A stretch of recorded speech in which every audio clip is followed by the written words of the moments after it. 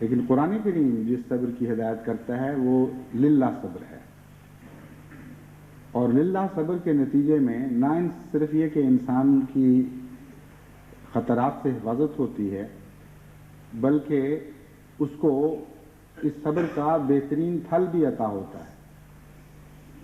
یہ صبر صرف ایک منفی حیثیت نہیں رکھتا بلکہ ایک مثبت حیثیت اختیار کر جاتا ہے۔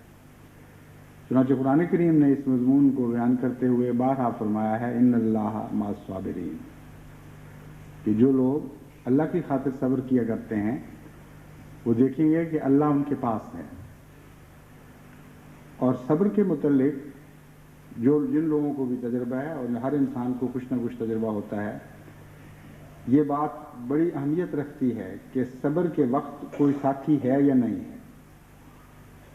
اگر صبر کے وقت کوئی ساتھی نہ ہو تو انسانی تکلیف بہت زیادہ بڑھ جاتی ہے اور صبر کی طاقت اسی نسبت سے کم ہو جاتی ہے۔